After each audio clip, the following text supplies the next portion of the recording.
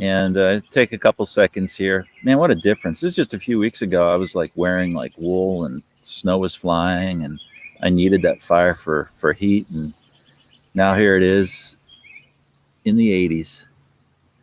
And I'm brushing off the no-see-ums and the mosquitoes. Yeah, it was hot today.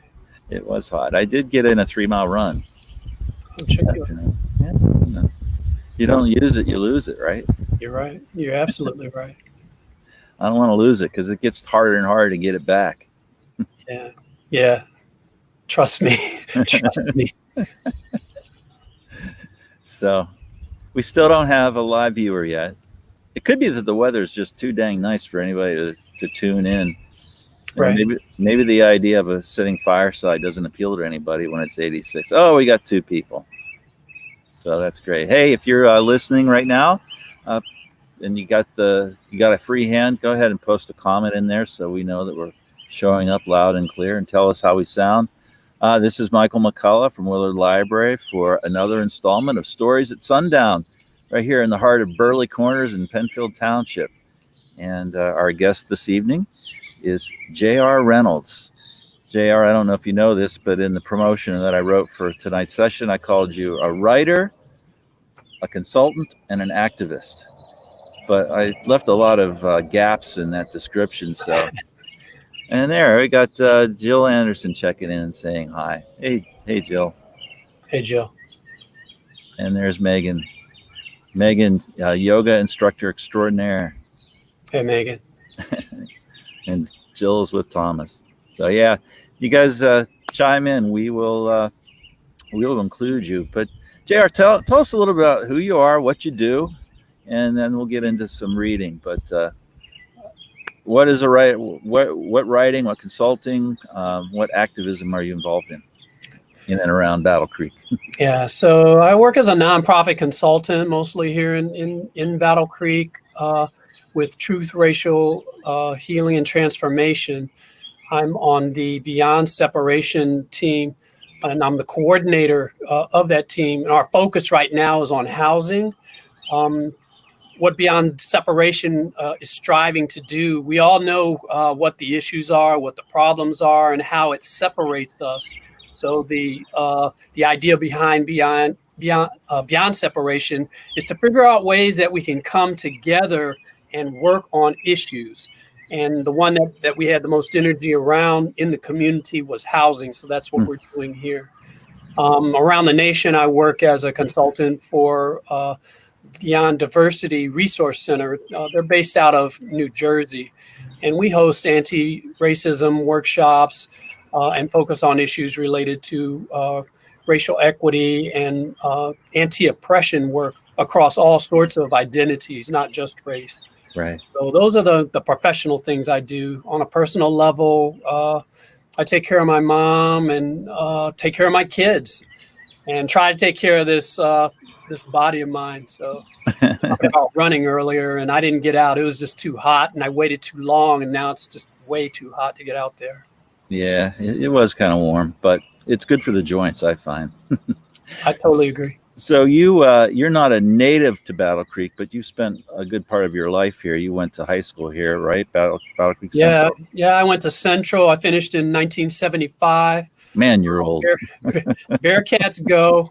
After that, I went on up to Michigan State, go green, and then left after about a year or two. I worked at Felposh down in Penfield. That was my first job out of school. And I worked as a night stalker. I worked on bake aisle, and then I worked on cereal aisle. And the reason that they put me on those, not necessarily because I was the best at those aisles, but because I was probably the slowest stalker on the staff. And those were the biggest boxes to just get in there. They put the best guys in the smaller places. So I think our number one guy was working over there in the canned aisle, the canned vegetable aisle. At the same time, I also worked. I did that from 11 until 7. That was my night shift job. And then at 7, I ran over to the Battle Creek Sanitarium when it was open. and worked as a mental health technician. Got my degree in the sciences in Lyman Briggs at Michigan State. And so I was able to get that job. So I imagine me working 11 to 7 and then going straight to my next job from 7 until 3. Yeah. It was quite a workout for me. Yeah, I bet. And, I think that we need to mention your journalism background. You covered hip hop for Billboard magazine in LA, and you were actually living in LA at the time of the riots after the beating of Rodney King. We might touch on that a little bit if we have time. But the pinnacle of your journalism career, of course, was writing for me at the Battle Creek Enquirer. That's right. A column called Humans Being, and we're going to talk a little bit about humans being tonight. But I thought maybe just start right now. Geez, where do you start? I mean, so much going on. The pandemic and its disproportionate effect on people of color, on poor people and people with other challenges in their lives, and then of course the events of the past week. Although not necessarily new on our radar, it just seems to have. It's obviously cities are seeing protests and burning all over the country, and so I want to just start with what's on your heart, and maybe a little bit segue into the things that you thought about reading today and how you came to those. So what's on your heart right now? So I guess at the top of the list, because it was the most recent big thing that has happened for me, is that the way that Battle Creek showed up during the protests that we did over the weekend, I was very gratified to see so many folks show up, not just Black folks, not just people of color, but people from all walks of life showed up in support. And the way in which the use of power was used, that day, and then even into the evening, when they had some of the younger adults, expressing themselves over there on the penetrator, at the bottom of the penetrator, and the way that they more or less maintained a steadiness in the wake of all of the frustration that's going on, not only with the terrible death that happened in Minneapolis, but the destruction that has happened as a result of other people's frustrations and the destructive ways in which they express it. And then COVID-19, which has kept everybody tamped down in terms of their ways of living and their senses of normalcy. Yeah. And I think the common thread. I just feel like we've had this really high dose of fear. Not everybody necessarily call it fear, but I think underneath all of what we've been seeing over the past several months, really, is people expressing that fear in different ways or living that experience in different ways. What would you say? What do you think? Yeah, man, absolutely. Fear for a while. Actually, last week at the beginning of the week, I had reached like about my limit in terms of all the things that were going on, and at the root of it, it took a conversation with a close friend to help me unthread what I was feeling. I've reached a point in my journey through life where I'm able to better identify the feelings that I have inside myself. And in the past, like if I could have been having the worst day of my life, and somebody would ask me, "Well, how you doing, JR?" And my answer, it was standard, it was patent, it was deadpan. I'm okay. Yeah. That would be what I would say. Now, as a result of some work, I've had some therapy, some counseling, and then some close friends that hold me accountable. I'm in much more contact with my feelings. So I was feeling waves of anxiety, waves of frustration. But when I had somebody to deconstruct it with me, it turned out that at the core of it was fear. Yeah. Fear of uncertainty, especially as it related to my kids, as it relates to my mom. She's up in age, so with the COVID-19, that's got me worried. I do shared custody, with my two kids. They're Yeah. like 6 and 8. So I have to think about them coming and going, and so fortunately, me and their mother are on the same page in terms of distancing. So I have less of a fear about that. But we have caregivers that come into the house, a couple of hours a day, and sometimes we get random caregivers when one calls in. And so the first thing I think about is who is this person? Where have they been? How are they living their lives outside of their professional environments? And are they going to be safe, as it relates to my mom? So those are the fear factors that are probably most prevalent for me. And then my own sense of mortality. It's even more alive now. It's really strange how the older that you get, the older that I get, the more in touch with my mortality that I get. So death is something that now is a realistic thing. I can see the specter of it down the block, around the corner, but I'm aware of it now in a way that when I was in my 20s, 30s, and 40s, I just didn't have. Yeah. So. Yeah. Well, and when I asked you about doing this, and the way we do this, the way the sausage is made, is I ask people what they want to talk about, and then from there we kind of back into different examples of literature, poems, music that have inspired us or hold us up. And right out of your mouth, or it was a text, but you said mental health and men, and so tell me a little bit about that, and tell me what people love to hear us read. I mean, that's what people tune in for. So share a little bit of what you brought.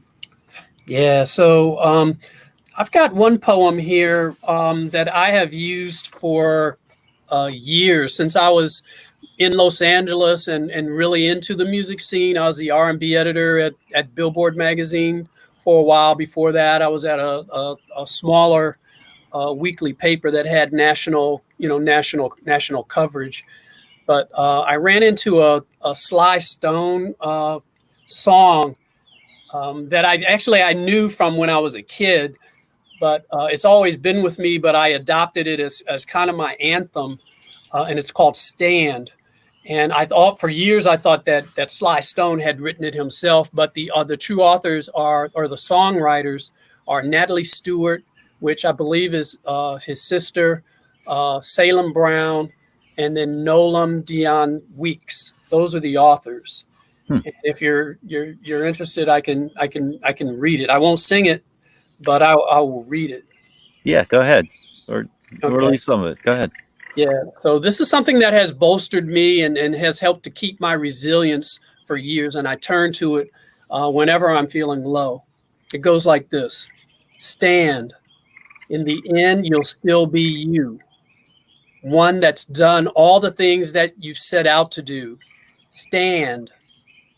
There's a cross to bear, things to go through if you're going anywhere. Stand for the things you know are right. It's the truth that the truth makes them so uptight. Stand. All the things you want are real. You have you to complete, and there is no deal. And there's the chorus: stand, stand, stand, stand. And then stand, stand, stand. Then it goes: stand. You've been sitting much too long. There's a permanent crease in your right and wrong. Stand. There's a midget standing tall and a giant beside him about to fall. Stand, stand, stand. Stand. They will try to make you crawl. And they know what you're saying makes sense and all. Stand. Don't you know that you are free? Well, at least in your mind, if you want to be. Stand, stand, stand. That's it. Wow. You know, I like that. I like, you know, it's kind of like a you against the world kind of feeling to it, don't you think? It is. I've always felt myself to be something of an outsider. I guess at the end of the day, maybe everybody feels that way. But because sometimes you get so into yourself, you feel like you're the only person like that. But I've always felt like I'm different than other folks. Felt it growing up, and I allowed that to hold me back in so many ways, until I really began to understand that people are more alike than not alike, which is one of the reasons why I wanted to write that column, when you invited me to Human Beings, because it was a kind of a fish out of water column, that I was writing. Yeah, Yeah. yeah, yeah. Kind of, one of the things that when we talked about this, and then I went and I thought about what I wanted to read, a book that I read, oh, 3 years ago, actually. It's called Tribe by Sebastian Junger. Sebastian Junger is famous for writing The Perfect Storm, the book. He's also a war correspondent, and Tribe is really his exploration about why, having come back from a combat zone many times, having covering war in Iraq and Afghanistan, you know, how he felt so alien when he returned. He really became interested in the high rates of PTSD among U.S. soldiers that were higher compared to soldiers who lived, or troops or people who lived in those war zones. And the name of the book, Tribe, he begins it with this kind of anecdotal historical reference about when Europeans were settling North America and the United States in particular, how um, many settlers would, of their own volition, go and live with natives, and the opposite almost never happened. You almost never had Native Americans at the time choosing to live among Europeans. And in fact, even when they were taken from their homes and educated and socialized in European culture, they would go back and never return.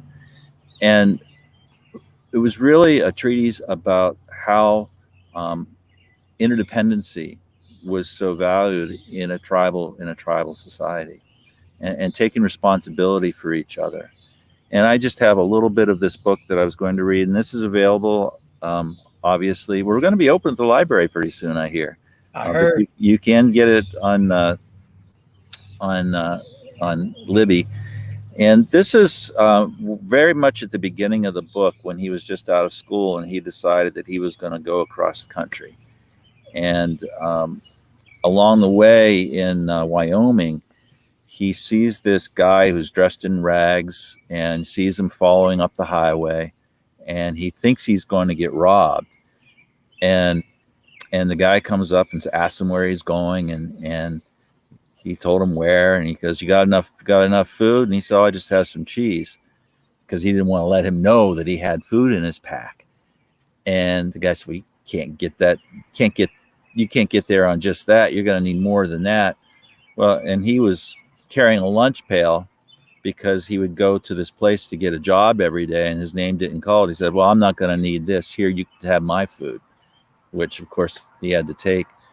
Um, and so I just want to read his reflection on that. "I thought about that man for the rest of my trip.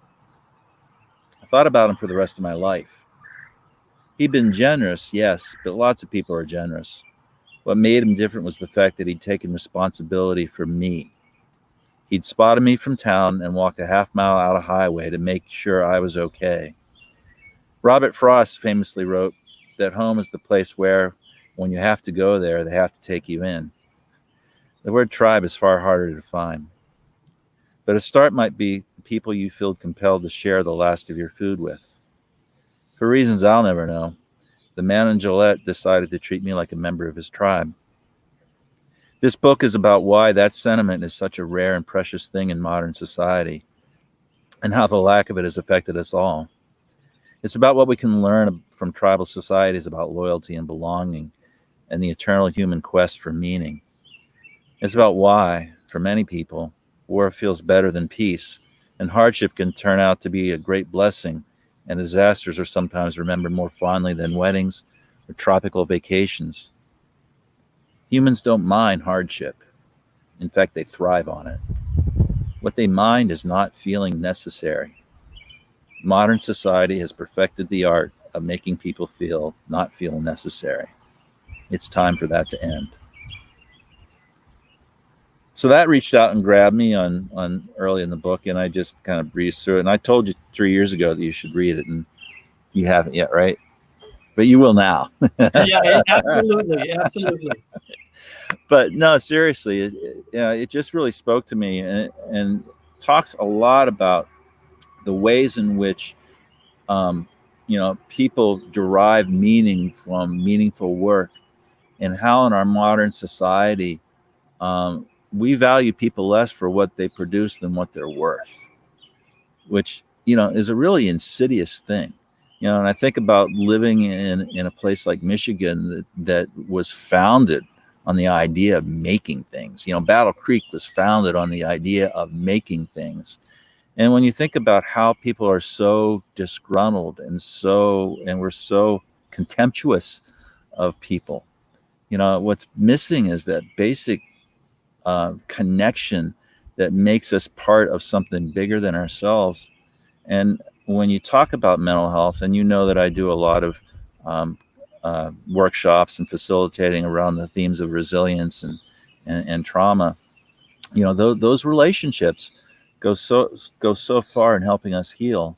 And at different points in their book, there's just a lot of references to the high rates of depression and schizophrenia and substance abuse in more modern society, far more so than in tribal societies or undeveloped societies.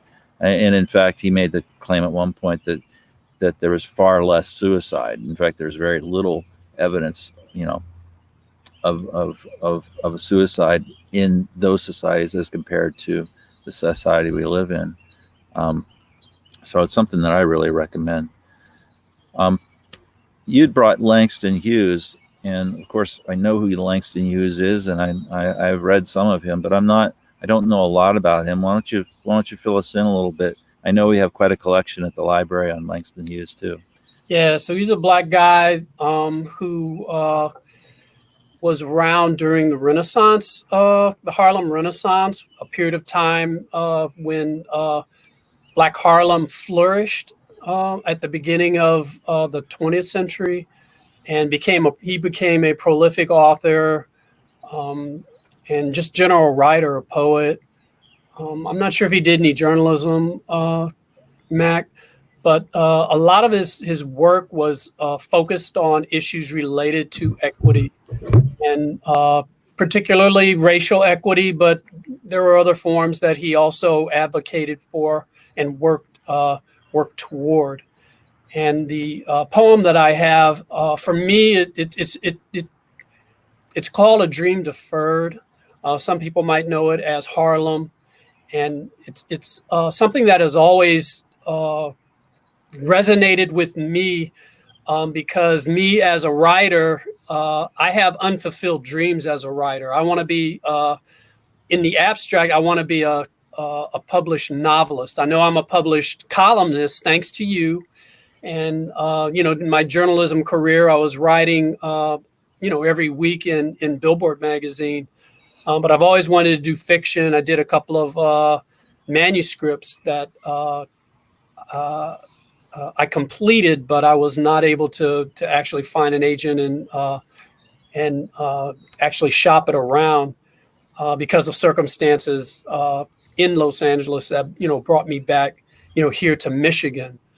But I think it also applies to so many men and in particular, at least from my perspective, Black men who work hard to achieve a dream, but oftentimes set it aside because of a greater good or a greater responsibility that they perceive that they have to do and prioritize that over the thing that they wanted to do. So, and I know that applies to all human beings on the face of the earth, regardless of gender or identity. But it rings especially true for me as an African American male. So I like to just read it. It's real short and goes like this. Sure. What happens to a dream deferred? Does it dry up like a raisin in the sun, or fester like a sore and then run? Does it stink like rotten meat, or crust and sugar over like a syrupy sweet? Maybe it just sags like a heavy load, or does it explode? Now, his another hallmark of his poetry was that because he was around so many artists, he had an affinity toward jazz and bop, and both of those music forms thrive on rhythms, yes, beats, yes, but also inconsistencies in form. So, like in your typical jazz or bop songs, you've got an undercurrent or melody that's going on, but then people take turns going out, which means taking solos and doing their own interpretation of what the song is through their own particular instrument. And so you see a lot of that in his poetry. It was actually in this song, in this poem right here. There was some abruptness in some of the language that he was using, where it didn't seem like it immediately connected. But one of the things I found out about jazz and about art was through this guy. He's a pianist, musical genius. I call him that, Thelonious Monk. Yeah. When I first heard him, and I was at Billboard magazine, so I'm the R&B expert, and I'm listening to Thelonious Monk, and I'm like, what the heck is this guy doing? He's missing notes. He's doing all kinds of unconventional approaches to his music. You know, it's like, why is he so in favor? And it took me coming home and having a glass of wine one evening when I didn't have anything else to do, and I put it on again. I was like, I must be missing something. So I put it on, and my wine-induced ability to listen was enhanced, and it was mind expanding, and it allowed me to realize that he was missing notes and chords exactly the same way throughout entire songs. And so then that was when it struck me, man, this guy is a genius, because he was consistently misrepresenting the conventional approach to jazz and music in general, and did it in a way that was beautiful. It was jolting, it was startling, but it was nevertheless there, and it was beautiful. Wow. I think if I ever get another paper, JR, I'm going to ask you to write about music for me. Because that was great. That makes me want to go out and get a Thelonious Monk album or CD. Yeah, he's or amazing. Download it from Freegal on willardlibrary.org. Yeah, highly recommend it. Yeah. Well, we're up to 7:58. I had a few. I always bring like 5 or 6 things to read, and I'm really torn right now. We got to hear one more. We got to. Well, I have a couple of things, and I guess I do inflict James Lee Burke on this audience quite a bit. I read something over the weekend called "To the Bright and Shining Sun," which is one of his early novels in 1971, and it's set in the Cumberland Plateau. And for our audience, JR and I are accountability partners, and with JR, I can lean way into my whiteness and talk about my my experiences, and and that's what it's really about, is being able to have open and honest discussions about things we understand or don't understand or perceive or misperceive. We hold each other accountable. Yeah. And what I love about that story, though, is that it's based in a time when, as we were talking before, about people losing their agency over their own lives. Right. And how do you retain that dignity? How do you retain that dignity when you're making 80 cents a day to work in a deadly coal mine that's not kept up to any kind of standard whatsoever. And then you lose that job in a heartbeat, and the only place you can get food is in a company-owned store. I mean, things you heard about in old country music. I mean, those are all real experiences, lived experiences. Well, that was my dad. That was my mom's dad's experience down in Southern Ohio. I was in Ohio before I moved up here. Yeah. So they told me a lot of stories about this little town called Renville in south of Columbus, Ohio, and he was a coal miner. And the writing is, again, just absolutely gorgeous. That book you can listen to on Hoopla. You can download it there. We don't have a copy of the library. I might fix that when I get back, and it's not available on ebook on our Libby. But instead of reading that, because I'll probably go back to James Lee Burke again and again as long as I'm doing this. Most people don't read a lot of poetry, and I've been trying to get up to speed a little bit and reading some more contemporary artists. Chris Abani, who is a poet and a novelist. He's Nigerian, and and I don't know a lot about his life, so I don't want to speak out of turn and overstate anything. But he had been in Nigeria and was jailed several times for his activism in Nigeria. And this book is Sanctificum, and the poem is called God's Country. And I'm not going to read the whole thing, but it really kind of spoke to me about the the resilience of the human heart. And Tanisha, two of the most interesting men in Battle Creek on one broadcast. Awesome. What does she want? Thank you, Tanisha. I appreciate it. So, God's Country, just a few lines. I wonder if my brother Greg remembers the throb of the horse he rode, muscle and hair between his legs. Or did he forget when he saw it killed for ritual? Blood spilled for love, for honor, for duty. He was 10. We don't talk about it. Half-used matchbooks litter my life. Am I afraid to lose the light? Ask yourself, what does it mean to see only the dark? I know what I'm talking about. After 6 months in a hole in the ground, the prison is not the building, or the bars, or the beatings, or the denials, or the lies, or the forgetting, or the negotiating. It is the small door in your mind closing. All cremation ovens are set to the temperature it takes to burn the heart. It just won't die. So, yeah. That's powerful. Chris Abani. And let's see if I can bring up. These devices are wonderful things, right? But it's hard for me to get back to where I want to be. I just wanted to show you the cover. But it's Abani, Abani, and definitely worth picking up sometime. And let's see, we have one more hello here. Jamie. Hey, Jamie. Thank you for coming, and thanks to everybody for coming. We kept you over 3 minutes. I know, JR, you have things to attend to yourself, but I so appreciate you coming on, and I'll see you soon. Thanks, man. This was fun. All right, take care. All righty. And hang on. Aye.